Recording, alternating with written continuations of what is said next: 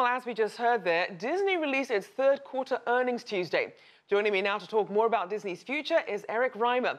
He's president of Nueva Horizons and host of Tech Investment Insights at Seeking Alpha. Welcome to the show. Great to be on. So as we now know, Disney's third quarter earnings missed expectations today. But what are the strongest and weakest aspects of Disney's business at the moment?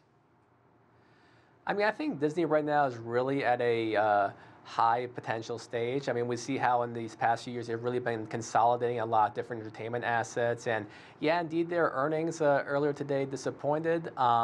However, the initial losses were clarified upon some high potential products coming up, such as the Fox merger, the streaming service that's coming up next year. And so I think Disney, they have so many brands now. With the Fox merger, they now have a whole variety of brands ranging from X-Men to The Simpsons, etc. And I think they're really becoming the content powerhouse and really going to the direct-to-consumer direction as well in these upcoming few years. So as we look at this Fox merger and these assets that it's now taking over, how do you see Disney utilizing them? And so there's several ways. So firstly, in terms of content, they're acquiring a lot of intellectual property rights to the aforementioned brands, and that really is going to have a lot of content available.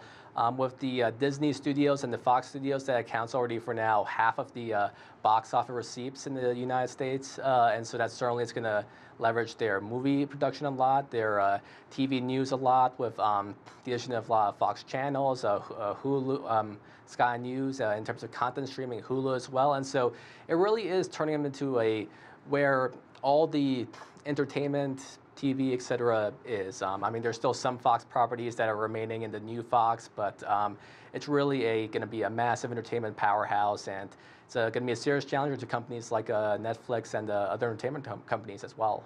Now, it's interesting because Bob Iger was expected to step down as Disney CEO in 2019, but we now know that he's pushed that back. So how much of that is about the Fox deal and where Disney's going, especially since this is the biggest acquisition in the company's history?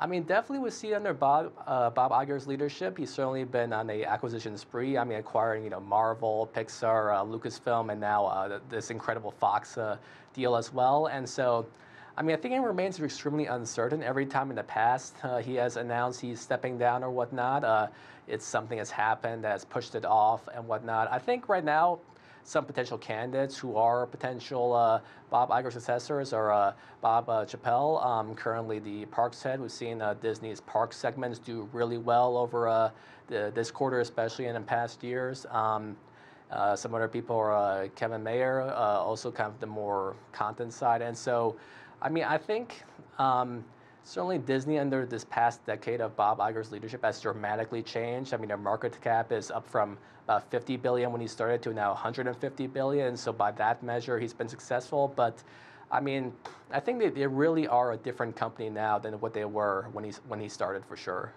And certainly when one thinks of Disney, you can no longer just think of the theme parks. But we know that the theme parks are doing well in Shanghai and Hong Kong. And it's also teamed up now with Alibaba's Youku for streaming services in China. So how else can we expect to see Disney expand in China? I think the Disney brand is very strong. I think we've seen their theme parks do so well in China precisely because people recognize the Disney brand. They recognize things like the Avengers, like Mickey Mouse, etc. We've seen how the Chinese citizenry has disposable income to spend at the parks. We've seen how attendance has gone up this quarter especially. And so I think by really emphasizing how it's a global brand, a brand that not just Americans watch, but people from around the world. I think that's the way how Disney can continue to gain traction in China. Now, Disney's also working on removing its content from Netflix to create its own streaming service. But what's your take on this, especially given how packed the streaming market is? The streaming market definitely is very packed, and certainly Netflix is still the king of it at the moment. However, we've seen how, once Disney launches its service, they say it will, one, be lower priced than Netflix, and two, it will have an incredible array of content that Disney has now collected, ranging from Marvel to Star Wars to new content they're producing. Netflix has, in these past few years, gained a lot of ground precisely because of Disney's content, but now that Disney is pulling that content, and as I say, content is king, and certainly for Netflix, they're going to have a lot of trouble now running into these kind of like content wars And another point that helps Disney too is they've done research which shows that consumers are willing to acquire several different streaming services, and so I think once Disney launches, it's going to be a serious competitor because of their content and consumers' willingness to try it out.